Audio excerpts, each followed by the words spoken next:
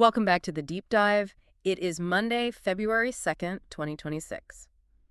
Look, usually when we talk about celebrity brands on this show, we're doing a postmortem. We're standing over the wreckage, poking at it with a stick, asking why the product was terrible or why the audience didn't buy it. Because, let's be real, the graveyard of failed celebrity skincare lines is vast and overflowing. It is indeed. It's a running joke in the industry. For every Fenty Beauty, which is, the gold standard. It's the absolute pinnacle. Right. For every one of those, there are a dozen brands that launched with a huge press release, a fancy party, and then just quietly disappeared from the shelves 2 years later. Yeah. It's a saturated, brutal market. But today is different. We're looking at a deal finalized last year that didn't just succeed, it reset the valuation benchmark for the entire beauty industry. We're talking about the e.l.f. beauty acquisition of Rhode. For $1 billion. $1 billion. But the story here isn't just the money, it's the person who engineered it. We are talking about Hailey Bieber. And I think we need to set the stage properly here, because if you rewind the clock, say 5 or 6 years, mentioning Hailey Bieber in a business context, it usually elicited an eye roll. Oh, absolutely. The association was model, maybe, or Justin Bieber's wife, or the dreaded Nepo baby label. That was the dominant narrative. Well, the +1 narrative was incredibly strong. The assumption was that she was just along for the ride, enjoying the fruits of her husband's fame or her family's dynasty. Just there. Which is why this pivot is so fascinating. As of today, early 2026, we aren't looking at a +1. We are looking at a tycoon. We are looking at the architect of a business that e.l.f. Beauty, a massive publicly traded conglomerate, decided was worth 10 figures. That's the key, a public company. Yes. This wasn't some vanity valuation. This was Wall Street saying this asset is worth $1 billion. That doesn't happen by accident, and it certainly doesn't happen just because you have a famous last name. So that's the tension I really want to explore today. Is this success simply the result of extreme privilege, starting on third base and thinking you hit a triple? Or is there an actual, tangible, strategic genius at play here? And we can actually try to answer that because we have a massive stack of sources today. We do. We've got the business reports on that e.l.f. acquisition, which are, surprisingly detailed. We've got deep archives from Vogue, from e.l.f., Marie Claire, going back a decade. And we've got the biographical data and medical statements that paint a pretty complex picture of the person behind the brand. What stands out when you synthesize all these documents is that Hailey represents a shift in how personal branding works. It's not just about visibility anymore. It's about conversion. What do you mean by that? It's about converting fame into equity, real, tangible equity. And while the privilege is undeniable, and we absolutely have to discuss the Baldwin dynasty, the sources show a level of execution of actual nuts and bolts business acumen that is rare even among the ultra-wealthy. Okay, so let's unpack this properly then. We can't understand the billion-dollar exit in 2025 without understanding where she actually came from. And I don't just mean the red carpet. Yeah, you have to go way back. Before the Bieber name, before the modeling contracts, we need to go back to Tucson, Arizona, 1996. Right, November 22, 1996. Born Hailey Rhode Baldwin. Now, everyone knows the Baldwin brothers. Her father is Stephen Baldwin, the youngest of that acting clan. Her uncle, of course, is Alec Baldwin. That is a heavy, heavy name to carry in Hollywood. It is. It opens doors, sure, but it also comes with a lot of baggage and a lot of preconceived notions about who you are. People assume you've had everything handed to you. It does, but I think focusing only on the Baldwin side is a mistake that a lot of unauthorized biographies make. If you really want to understand her aesthetic, her drive, you have to look at the maternal side of the family. Her mother is Kenya Deodato. A Brazilian graphic designer. Not an actress. Exactly. An artist in a totally different field. And Kenya's father, so Hailey's grandfather, is Yumir Deodato. Wait, the musician, the Deodato. The legendary Brazilian musician. The one and only. He won a Grammy. He worked with everyone from Kool and the Gang to Bjork to Frank Sinatra. He was a massive deal in the fusion jazz world. Wow. So she isn't just Hollywood royalty. No, she has this deep artistic international lineage on her mother's side that gives her a completely different cultural grounding. It's more, worldly. That makes sense. It explains a bit of that cosmopolitan flair she's always seemed to possess, even before she was traveling the world for modeling. Also, a fun fact I found in the notes, she was named after Halley's Comet. Which is Kind of poetic, Yeah. considering her career trajectory, isn't it? Yeah. A bright object that streaks across the sky. But here's the thing that really struck me in the research. This that I think is the key to her entire ethos. Okay. When you look at her childhood interviews or the retrospective pieces, she wasn't dreaming of being a celebrity. She wasn't practicing her autograph in the mirror. She was at the bar. Ballet. Serious, classical ballet. I want to pause on this for a second because I think when people hear celebrity did ballet, they think of a cute after-school hobby. Right? They think to-dos and, a little recital for grandma and grandpa. This was not that. The sources indicate she trained for 12 years. And if you know anything about elite ballet, you know that it is closer to military training than it is to a hobby. It's grueling. We are talking about training 6 days a week, bleeding toes, literal deformities in the feet, total dietary control, and immense psychological pressure from a very young age. It requires a level of discipline that most adults never achieve, let alone children. It's an athlete's mindset, really. You learn that physical pain is just information, not a reason to stop. You learn to push through barriers that seem impossible. Precisely. And she was serious about it. The plan wasn't to fall back on the family name. She spent summers at the American Ballet Theater in New York. This was her career plan. She wasn't going to be an actress. She was going to be a professional ballerina. And then, at the peak of that training, the first major pivot happens. And it wasn't by choice at all. No. She suffered a severe foot injury at age 16. A stress fracture, essentially, but serious enough that it completely ended the professional dream. Just over. Can you imagine that? You're 16 years old. Your entire identity is dancer. Your social circle is dance. Your future is dance. And a doctor walks into a room and says, it's over. That is a massive identity crisis for a teenager. A huge one. Psychologically, that creates a void. And psychologists will tell you that for high-performing children, that energy, that discipline, it has to go somewhere. If they can't channel it into their sport, they often spiral.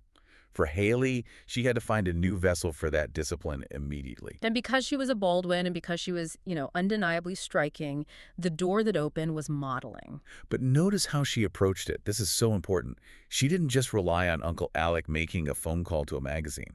She signed with Ford Models in 2014. And Ford is. Ford is an institution. It's old school. It's where you go to learn the craft, to learn how to move, how to work with a photographer. It's not where you go just to be famous. So she treats modeling like ballet. She practices, she grinds, she learns the fundamentals. She does.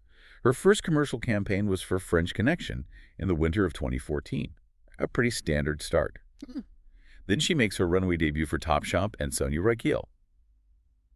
But here is where we need to look at the industry dynamics. Because it's easy to just say she was a model. But the kind of model she became matters immensely for the business she built later. You're talking about the split between commercial and high fashion, right? The two separate worlds. Correct. Usually, models have to pick a lane.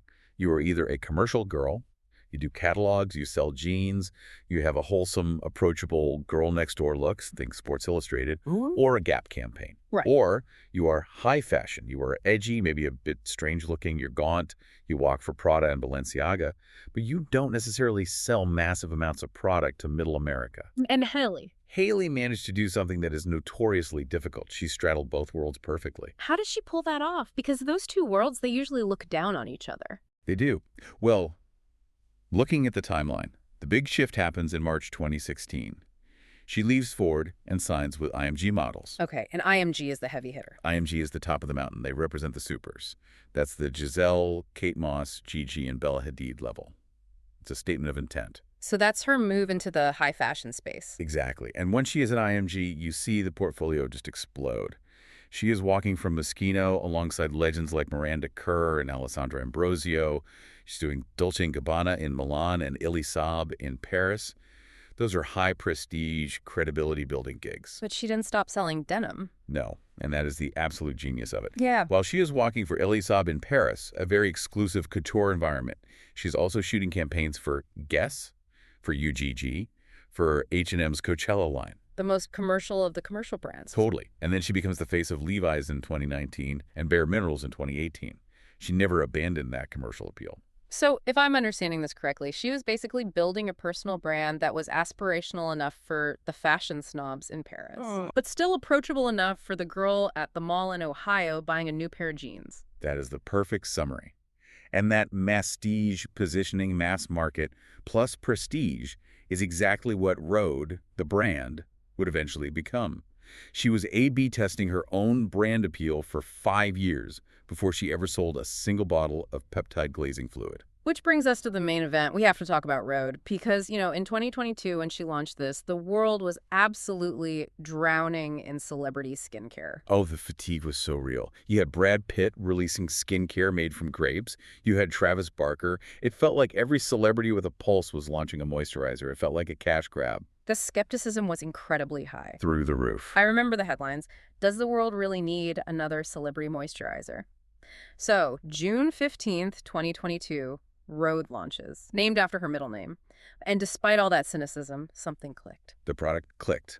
And this is where that ballet discipline that we talked about comes back in. The sources are clear on this. She didn't just slap her name on a white label product that some lab cooked up. Which is what a lot of them do. It's what most of them do. She was obsessively involved in the formulation. She hired top-tier dermatologists and cosmetic chemists. She focused on a very specific, almost unsexy part of skincare. Barrier repair. Barrier repair. It's not about promising a miracle in a jar. It's about fundamental skin health. It's a credible, science-backed approach, and it works. And the glazed donut trend, we can't ignore that. It was everywhere. Viral marketing genius. Absolute genius. She took a look she was already known for, that glowing, dewy, almost wet-looking skin, gave it a catchy, simple food-based name, and then sold the exact, very simple products that achieved it. It was so simple and so effective. So let's fast forward to the numbers, because the numbers don't care about viral trends or cool names. They care about sales. And the sales were staggering. By the fiscal year ending March 31st, 2025, Rhode had hit $212 million in sales. $212 million. Let's just sit with that for a second. That is not a small indie brand. That is serious revenue. It is huge. For context, many celebrity brands that you think are successful struggle to pass the $50 million mark. Hitting over $200 million in less than 3 years puts you in the big leagues. And that is what caught the attention of e.l.f. Beauty. Okay, so let's dive into this acquisition. May 28, 2025.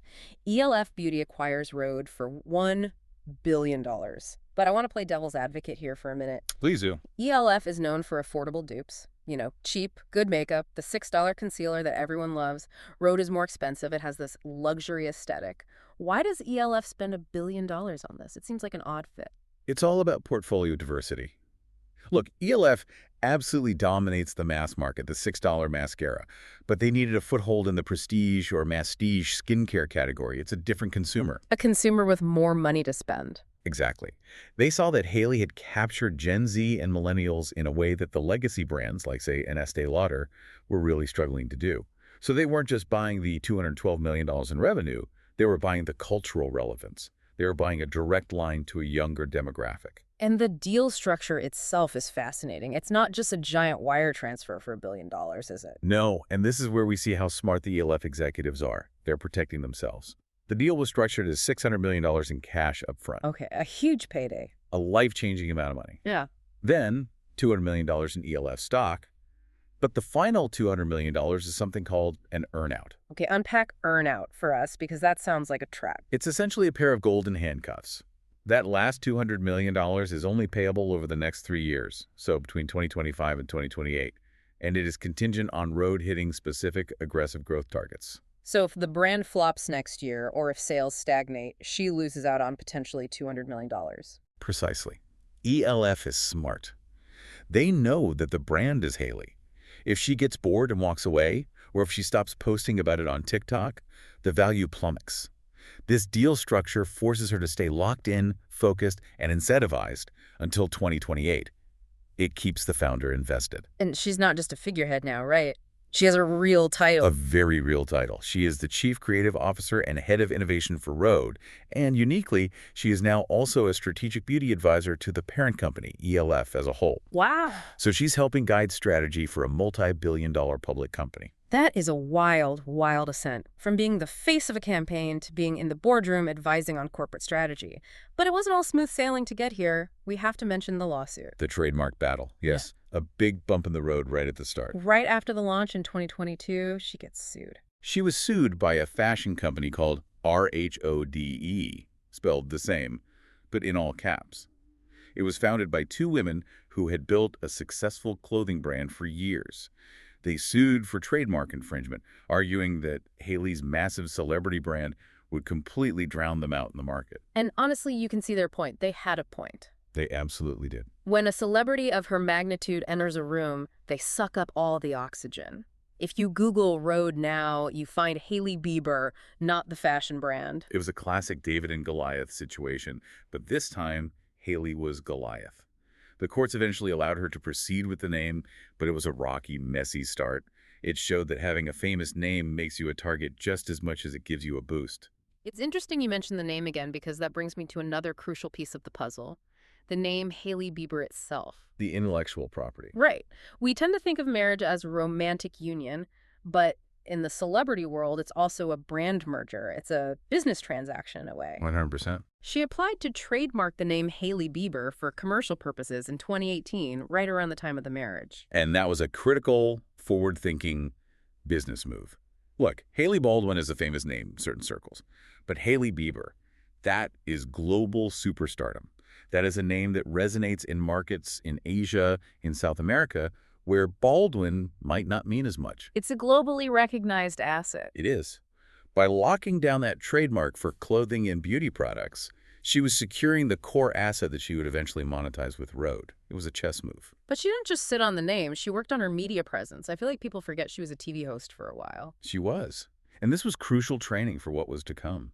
She hosted Drop the Mics starting in 2017. The rap battle show with Method Man, which on paper sounds like the most ridiculous concept. It sounds like a Mad Libs, doesn't it? A Baldwin ballerina and a Wu-Tang Clan legend. But she held her own. She was charismatic, she was quick, she was comfortable on camera.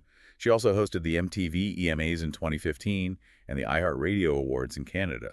Why does this matter for her business, though? What's the connection? Because founders need to be communicators. Modern founders are media personalities. When you are selling a vision to investors or explaining a product on TikTok to millions of people, you need to be comfortable with a microphone. That hosting experience gave her the reps, the ability to control a room and control a narrative. Speaking of controlling narratives, we have to talk about the Justin factor.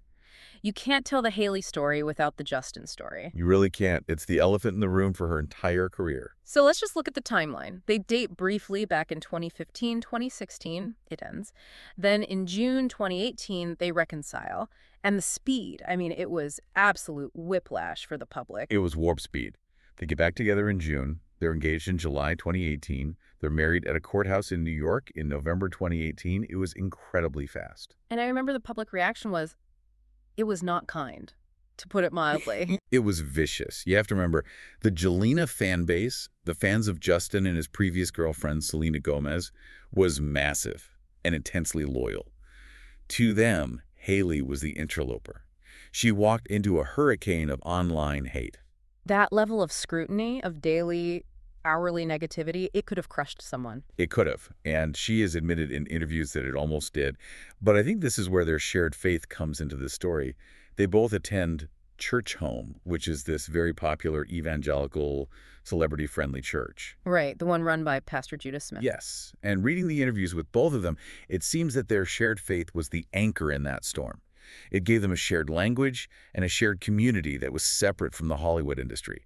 It allowed them to build a kind of fortress around their marriage. And now, looking at them in early 2026, they've expanded that fortress. They have a son. Jack Blues Bieber, born August 23, 2024. Which means she was navigating the first year of motherhood, the sleepless nights, the everything, at the exact same time she was in the final stages of negotiating this billion-dollar exit with e.l.f. That is a staggering amount of pressure to be under. Newborns are hard. Multi-billion-dollar M&A deals are hard.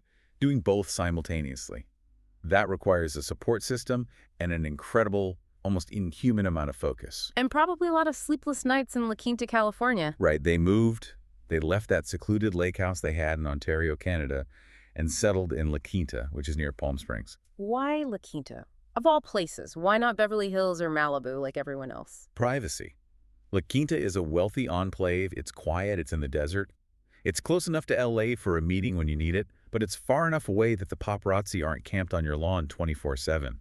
It signals a real desire for a normal-ish family life, away from the chaos. Normal-ish is probably the best they can hope for. But privacy has been a major theme for them, especially because of the health scares. And this is a chapter that I think really changed the public perception of Hailey Bieber. I agree completely. The perfect model image, that untouchable facade, it just shattered on March 10, 2022. Take us through that day based on what she shared. She was having breakfast with Justin, a normal morning, and suddenly she couldn't speak properly. The right side of her face started drooping. She was having stroke-like symptoms. At 25 years old, it's chilling to even think about. It's terrifying. She was rushed to the hospital. It turned out to be a TIA, a transient ischemic attack, which is often called a mini-stroke. And the cause was even more shocking. The cause was a PFO, a patent foramen oval. It's a small hole in the heart that everyone has in the womb, but it usually closes after birth. Hers didn't. A small blood clot traveled from her body, passed through that hole in her heart, and went straight up to her brain. And she had to have heart surgery to close it. She did, and here is where the branding aspect comes back in, and I don't mean that in a cynical way. She didn't hide it. She didn't release a vague statement about exhaustion. She got on YouTube and made a 12-minute video explaining the anatomy of a PFO. She used medical terms. She showed her vulnerability. It totally humanized her. Immensely. It's hard to send hate to someone on Instagram when they are calmly talking you through their recent heart surgery. It shifted the narrative from pampered princess to resilient survivor. And she kept doing that. She talked about the ovarian cyst, which she said was the size of an apple. Right. She posted a photo of her bloated stomach on Instagram and said, "This isn't a baby, it's an ovarian cyst." It was so raw and so direct. It connected with millions of women who deal with that kind of invisible pain every day. And then there was the mental health aspect. In April 2023, during the height of all that online drama involving Selena Gomez, she just came out and admitted she was fragile and having a hard time. That vulnerability is a strategic asset in today's market. In the 90s, supermodels were supposed to be untouchable goddesses. You never saw them sweat. Today, Gen Z values authenticity above all else. They want to know you suffer like they do. By sharing her pain, Hailey built trust. And as you said before, trust is the currency that sells skincare. Exactly. You trust her, so you trust her barrier repair cream. It's a direct line. It's a fascinating evolution of the celebrity archetype. But there is one area where she hasn't just gone with the flow of public opinion, and that's politics. This is a sticky one, especially within our own family. Her dad, Stephen Baldwin, is a very, very vocal supporter of Donald Trump. He is. He's arguably one of the most vocal celebrity supporters of the Amadeus movement. He's been consistent on that for years. And Hailey. Hailey went in the completely opposite direction. In 2020, she endorsed Joe Biden. And before that, during the primaries, she was posting in support of Bernie Sanders. That has to be an awkward Thanksgiving dinner conversation. It creates a very relatable public conflict. A lot of young people in America deal with that exact political polarization within their own families. Seeing Hailey navigate that, publicly saying, "I love my dad, but I fundamentally disagree with his politics," it actually makes her more relatable to her audience. And she hasn't been quiet about her own advocacy.